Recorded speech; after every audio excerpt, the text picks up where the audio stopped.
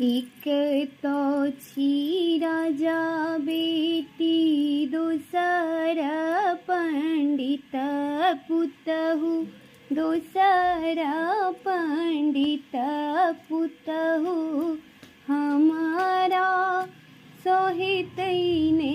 ओछावन रे गवन माँ हमारा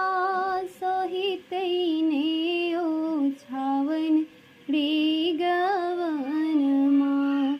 इतबा बचन जब सुनलनि से कुने दुल्हा सुनलनि से